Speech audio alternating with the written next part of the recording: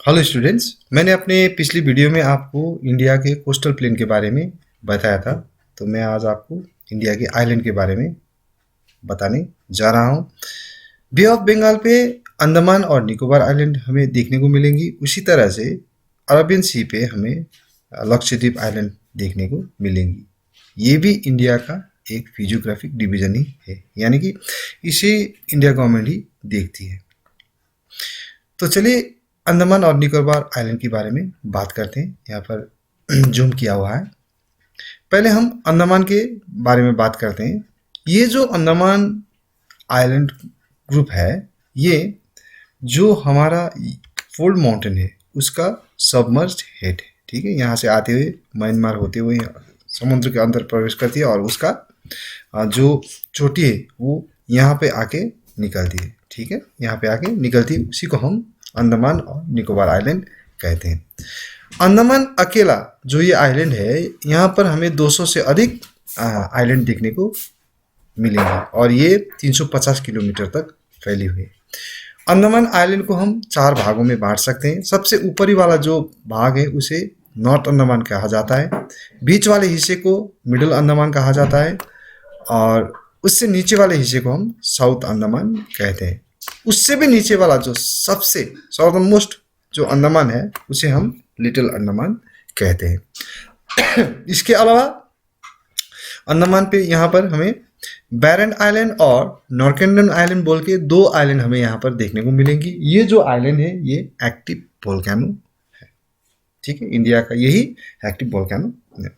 उसी तरह से यहाँ पर एक दिलचस्प बात क्या है, ये अंडमान ग्रुप ऑफ आइलैंड पे यहाँ पर एक आइलैंड देखने को मिलेंगी जिसे नॉर्थ सेंटिनल आइलैंड कहा जाता है। ठीक है, यहाँ एक प्राचीन आदिवासी रहते हैं जो बाहरी दुनिया के लोगों के साथ मेल जोल रखना पसंद नहीं करते, यानी कि ये लोग अपने आइलैंड में बाहरी लोगों को आने नहीं देती और गवर्नमेंट ने भी इनको प्रोटेक्शन दे के रखा हुआ है। इस तरह से अंडमान के बारे में बात करने के बाद चलिए यहाँ पर आते हैं। ये जो 10 डिग्री चैनल है, यहाँ से नीचे वाला जितना भी आइलैंड है उसे निकोबार ग्रुप ऑफ आइलैंड कहा जाता है। ये भी फोल्ड माउंटेन का सबमर्ज हेड ही है।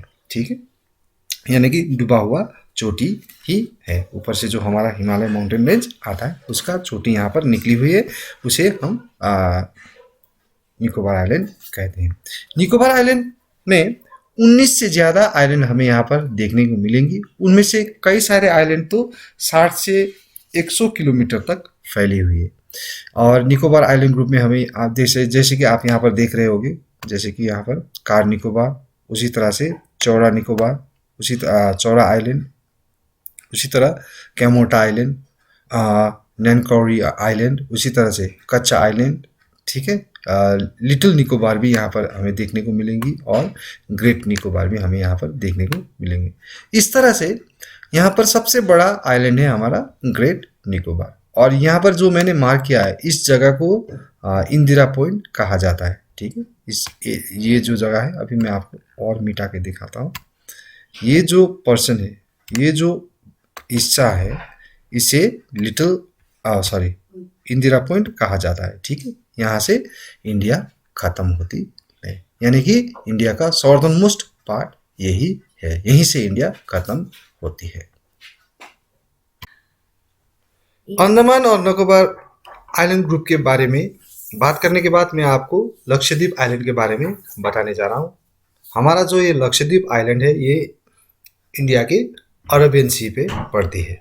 ठीक है, और 1 नवंबर 1956 को ये भारत के यूनियन टेरिटरी के रूप में इंडिया गवर्नमेंट ने इसे अपने अंदर समावेश किया था। यहाँ पर लगभग हमें 36 आइलैंड देखने को मिलेंगी और इसकी टोटल एरिया है 32.6 स्क्वायर किलोमीटर। ठीक है, तो ये जो आइलैंड है ये एक कोरल आइलैंड है।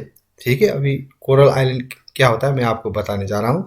कोरल एक समुद्र में पाई जाने वाली एक सूक्ष्म जीव है जो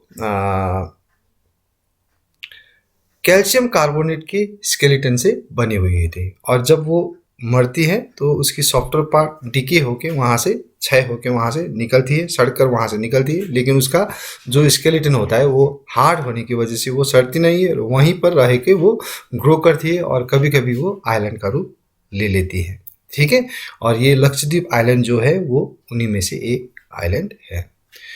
यहाँ पर अगर आइलैंड की बात की जाए तो ये लक्षद्वीप आइलैंड 3 आइलैंड ग्रुप से मिलके बनी हुई है। एक अमनी देवी आइलैंड, दूसरी लक्का देवी आइलैंड और तीसरी मिनिकोय।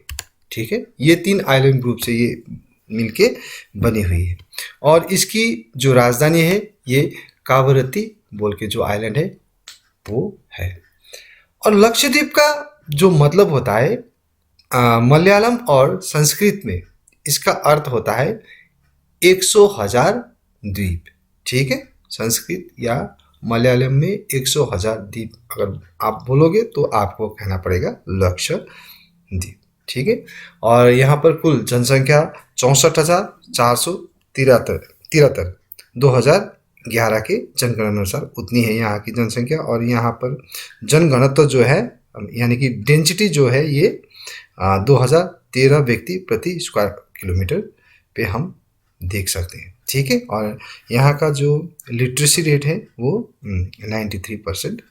ठीक है, अभी यहाँ के लोग क्या करते हैं, यहाँ के लक्षद्वीप और अंडमान का जो महत्व है वो इंडियन इकोनॉमी में क्या है बोला जाए तो लक्षद्वीप जो आइलैंड है वो कई सारे कोकोनट ट्री से भरी हुई है। जबकि अंडमान और निकोबार ग्रुप ऑफ आइलैंड की बात करें तो यहाँ पर काफ़ी सारे वैल्यूएबल ट्री हमें देखने को मिलेंगी, काफ़ी सारे हार्डवुड ट्री देखने को हमें मिलेंगी जो यहाँ से भारत की ओर आयात होती है।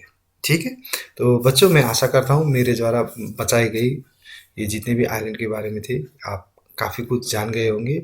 मेरे आगे आने वाले वीडियो को भी आप देखने के लिए कृपया मेरे चैनल को सब्सक्राइब कीजिएगा। तब तक के लिए मैं आपसे विदा लेता हूँ। Thank you.